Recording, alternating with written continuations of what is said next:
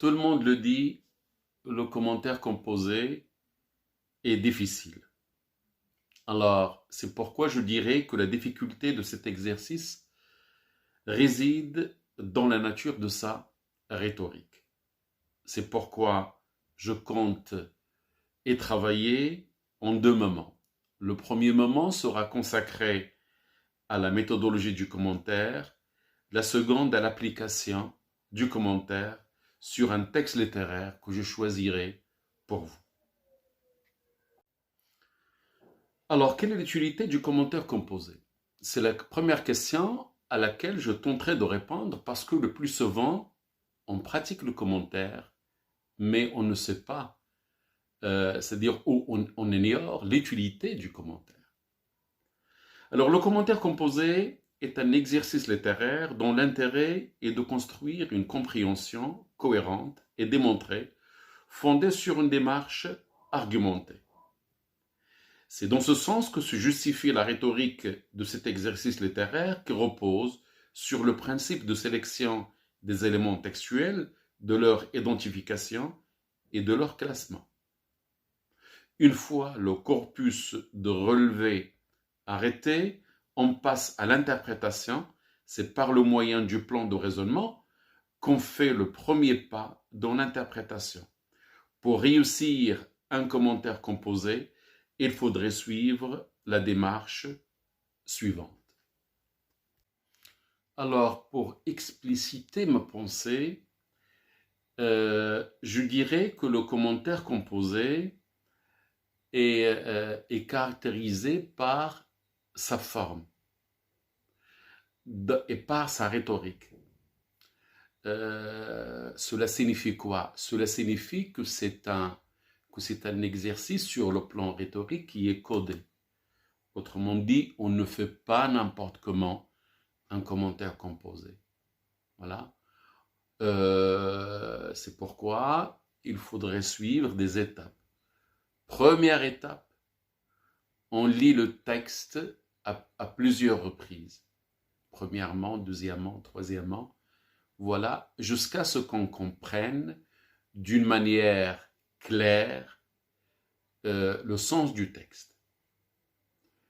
Et la question que l'on doit se poser, quels sont les moyens utilisés par l'auteur, voilà, qui font la littérarité du texte, qui font que ce texte est un texte littéraire, qui a un sens, voilà, qui cherche à transmettre un message au lecteur et que le lecteur doit approcher d'une manière intelligente qui corresponde à l'intelligence du texte. Vous voyez, on lit, il ne faut pas avoir peur du texte. On doit aller vers le texte.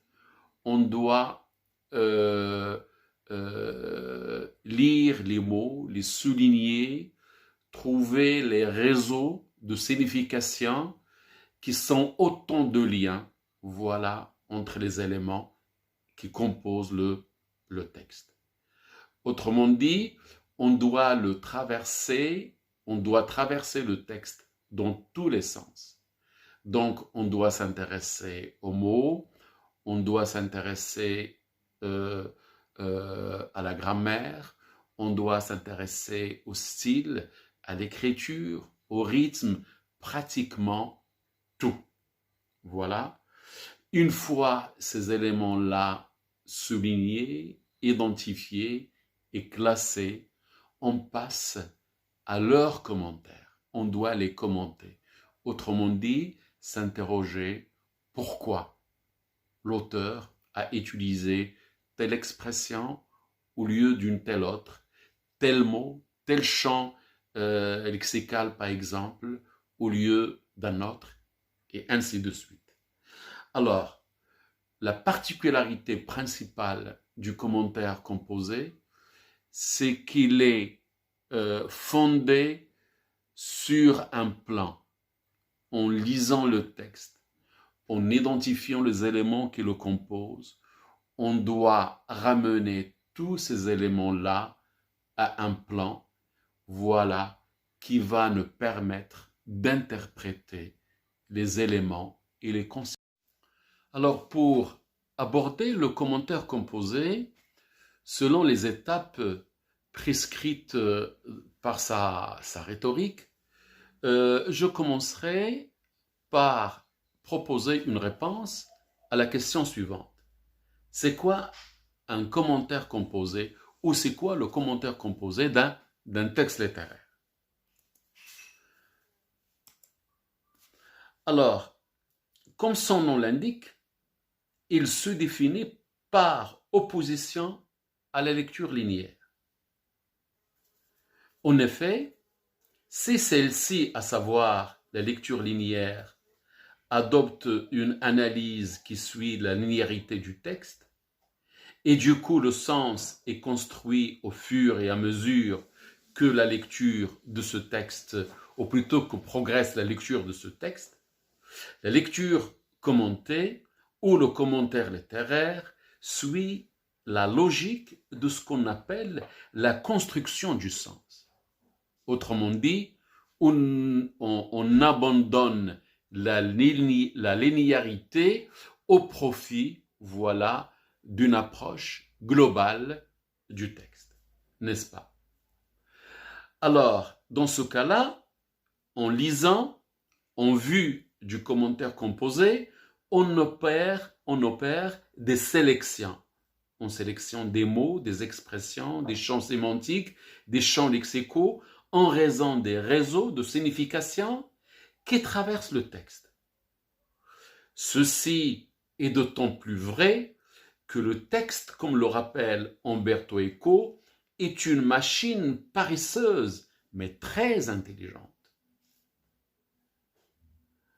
Le commentaire composé dans ce sens est donc une démarche d'analyse qui se veut une réflexion qui interroge le texte à partir des axes qui en composent la signification. Autrement dit, commenter un texte est un produit du lecteur. Celui-ci, à savoir le lecteur, le traverse dans tous les sens et repère des zones d'intérêt et on interprète les données textuelles.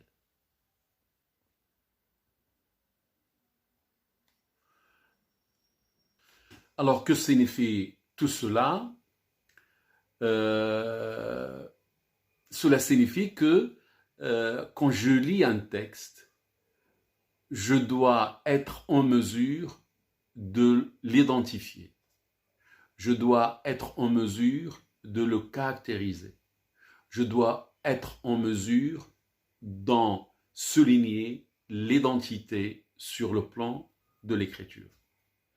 Autrement dit, je dois me poser la question, qu'est-ce qui fait, par exemple, que cette description ne ressemble à aucune autre description? Voilà. Et si c'est une description, il doit y avoir une dominante. Une dominante, par exemple, sur le plan tonal. Si j'ai à travailler sur un passage descriptif de Voltaire, et Voltaire est très connu, voilà, par sa maîtrise de l'ironie, donc, moi, je sais implicitement qu'en décrivant ce personnage, il va chercher à le dévaloriser. Vous voyez? Alors, je me poserai la question, quels sont les moyens par lesquels il le dévalorise? Certainement par le biais des adjectifs. Ces adjectifs ont une valeur dévalorisante parce qu'ils sont placés, ou plutôt parce qu'ils sont situés après les mots, c'est-à-dire postposés ou antéposés. Ces phrases-là, les phrases de ce texte, sont-elles longues ou courtes? Comment il commence et comment elle se termine? Quel est le champ lexical qui domine? Est-ce qu'il y a une seule référence ou bien plusieurs référence au réel. Autrement dit, est-ce qu'il y a un seul motif ou bien plusieurs motifs? Vous voyez? C'est-à-dire, c'est pourquoi tout à l'heure j'ai dit que le commentaire composé est un produit du lecteur. C'est-à-dire, mon commentaire composé sera riche, ou plutôt la richesse de mon commentaire composé dépendra de la richesse de ma culture et de la pertinence des questions que je me poserai devant le texte. C'est pourquoi, moi je le dis toujours à mes étudiants, qu'il ne faut pas concevoir le texte comme un produit sacré. Non, il faut aller vers le texte. Il faut le décomposer pour pouvoir en composer la signification par la suite. Relever des détails et dire pourquoi cet adjectif, pourquoi cette figure de style et l'usage de cet adjectif, en quoi Alors, qu'est-ce que j'entends par le commentaire composé est une lecture qui interroge le texte.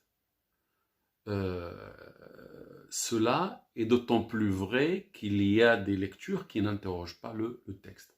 On cherche à comprendre le sens premier du texte. Le commentaire composé est une opération intellectuelle qui veut aller au-delà de la compréhension du sens premier d'un texte littéraire. Alors, c'est pourquoi il est toujours précédé de ce qu'on appelle une lecture méthodique. C'est quoi une lecture méthodique? Alors, une lecture méthodique est une lecture, qui fonctionne par des axes et par des hypothèses de lecture. Autrement dit, on décompose le texte en un ensemble de composantes et de constituants, on les classe selon des axes. Voilà. Comment doit-on alors procéder lors de la lecture d'un texte proposé au commentaire composé? Devant un texte, on se pose une première question. Ce texte-là appartient à quel genre littéraire? Alors, est-ce que c'est un extrait de roman, ou bien une scène de théâtre, ou bien un poème? Ou, si on veut encore être précis, un extrait d'une nouvelle? Cette question cherche à identifier le genre du texte, d'autant plus que chaque genre littéraire en exclut un autre. On n'analyse pas un poème comme on analyse une description. On n'analyse pas une scène de théâtre comme on analyse un récit, n'est-ce pas? Et quand on a cette première réponse, se profile devant nous un certain nombre de questions, d'autres questions. C'est un extrait de roman. Cela nous conduit vers des questions et puis des réponses. C'est un poème. Cela nous conduit à convoquer tout l'arsenal rhétorique propre à la poésie. Et j'en passe. Alors, dans ce cas-là, est-ce un récit? Oui, c'est un récit. Donc, je dois mobiliser les outils propres à l'étude du récit. Narratologie, personnage, récit, discours. Est-ce que c'est une description? Les champs lexicaux, les motifs, c'est-à-dire les thèmes. Vous voyez? Cela signifie... Alors, quels sont ces indices auxquels je dois être attentif? Alors, ces indices se rapportent au genre et au type textuel et aux critères que s'y rapportent. Il y a aussi le système énonciatif, les figures de style, les champs lexicaux, les modes et les temps et les différents types de discours, discours direct, discours rapporté. À cela s'ajoute également le volet thématique, qui n'est pas sans convoquer des modalités d'écriture et des tonalités littéraires. Autrement dit, tous les éléments qui constituent la signification du texte littéraire se transforment en indices, voilà, que l'on devrait identifier et classer pour qu'ils soient intégrés dans une voie, ou plutôt dans un champ de raisonnement. Néanmoins, ce travail de relever des indices ne doit pas être réduit à un inventaire sous forme de liste. N'est-ce pas? Il s'agit alors de classer les éléments identifiés et d'en faire un classement personnalisé qui corresponde, voilà, à votre lecture du texte et aux hypothèses que vous vous êtes, ou plutôt que vous avez déjà formulées au début des relevés de ces indices. Alors, il s'agit alors d'effectuer des classements personnalisés à même de refléter la réception du texte par le lecteur. Cela signifie que la lecture du lecteur, son intelligence et sa coopération et interaction avec le texte dépendent de sa capacité à identifier ces éléments et à pouvoir les interpréter et les classer. Les classer et puis les interpréter. Autrement dit, ce lecteur, qui est l'auteur du commentaire, doit interpréter les éléments repérés pour pouvoir vérifier ses hypothèses avancées au début de l'entreprise du commentaire. Autrement dit, quand l'auteur du commentaire se met à lire le texte au fur et à mesure que sa lecture progresse et que le relevé des indices, voilà, s'opère, doit impérativement les combiner, ces indices, les composer, les recomposer et les intégrer dans des champs de réflexion. Pourquoi? Parce que justement, c'est ça un commentaire. C'est trouver un élément, c'est-à-dire repérer un élément qui dans la réalité peut ne pas avoir de sens. Mais parce qu'il est combiné avec d'autres mots, c'est-à-dire dans d'autres paradigmes dans ce texte littéraire, a une signification particulière. Passons maintenant à la problématique. L'étape de la problématique est très importante dans l'élaboration du commentaire, dans la mesure où voilà, la dernière étape dans le commentaire est la rédaction, n'est-ce pas? Et puisqu'il s'agit d'une rédaction, donc cette rédaction doit s'inscrire dans une vision analytique, à savoir une vision argumentée.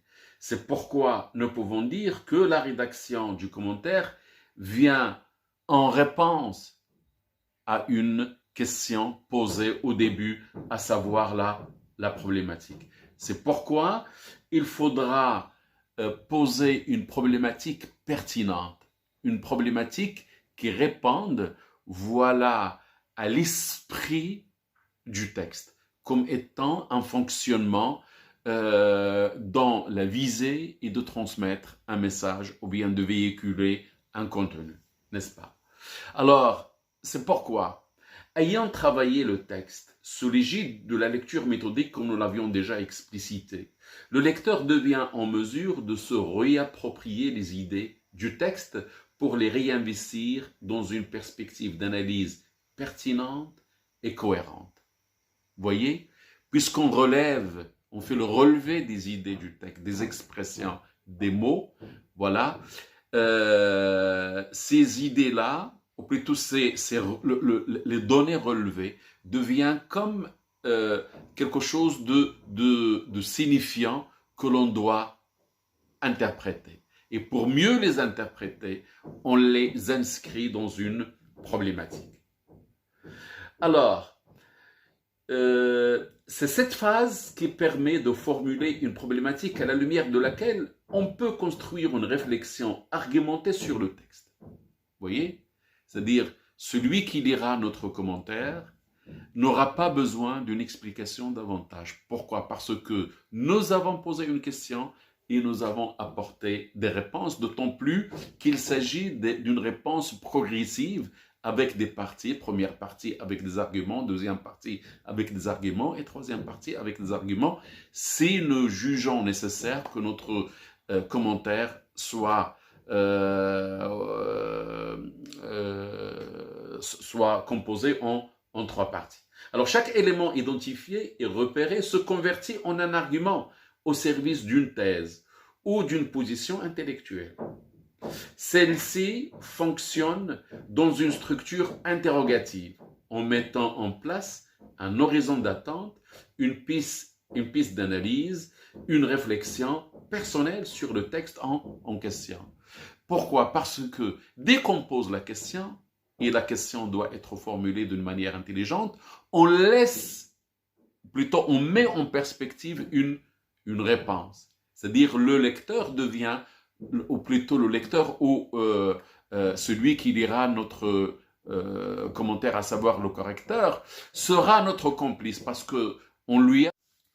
Alors avant d'entamer cette dernière étape sur la méthodologie du commentaire composé, je dois préciser que ma prochaine vidéo, voilà, je vais passer à l'enregistrement, voilà, incessamment.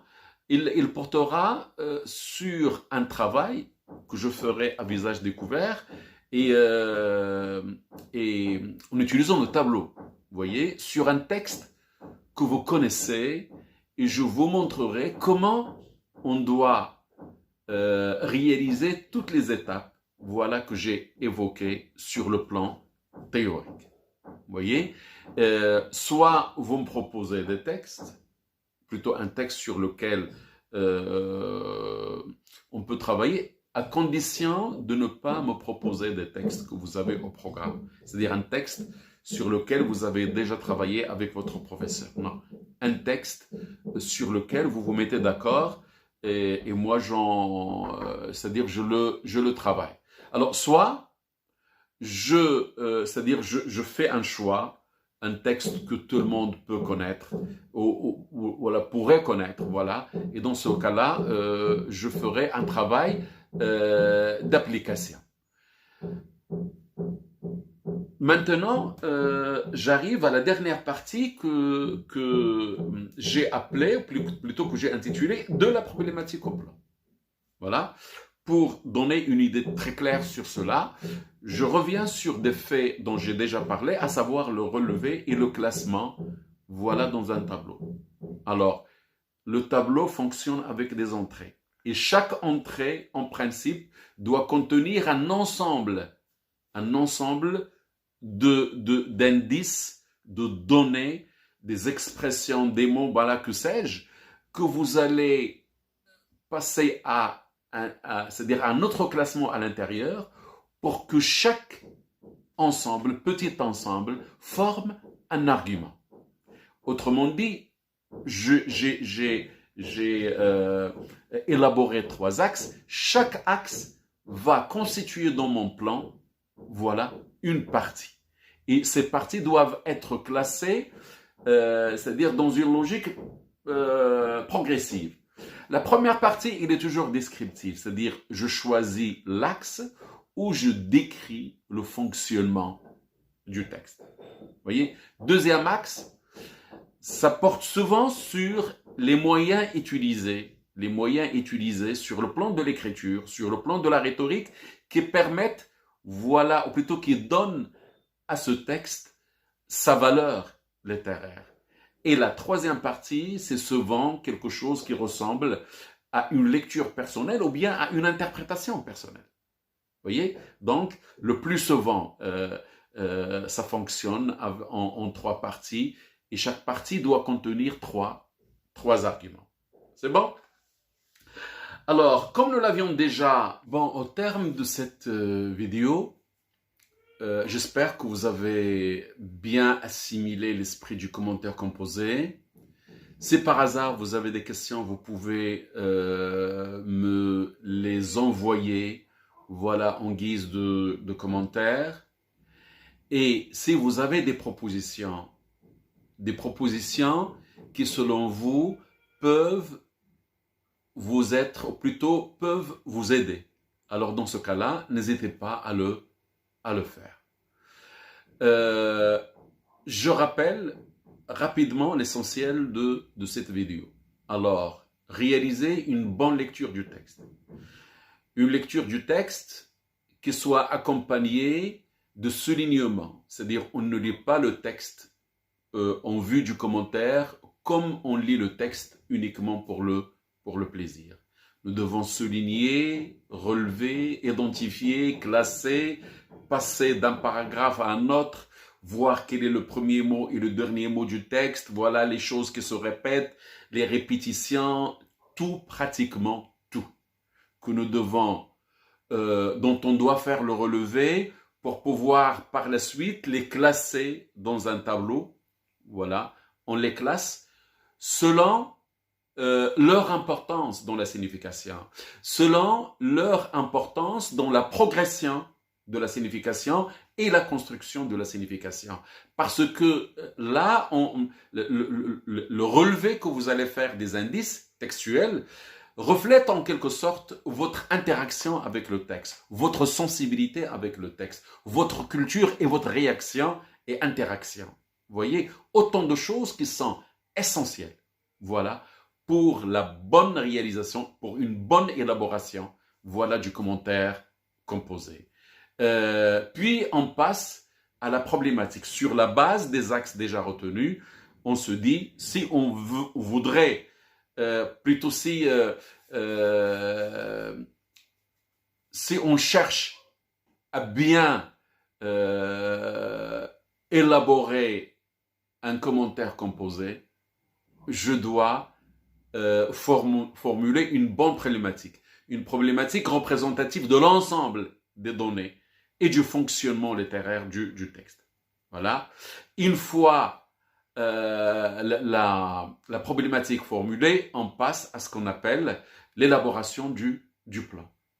Et l'élaboration du plan est une étape importante parce que la rédaction que vous allez réaliser sera faite à partir de ce plan.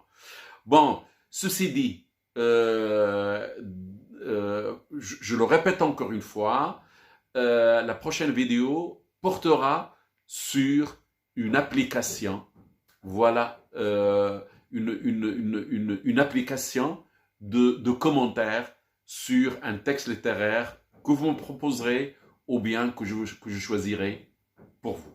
Alors soyez nombreux à réagir.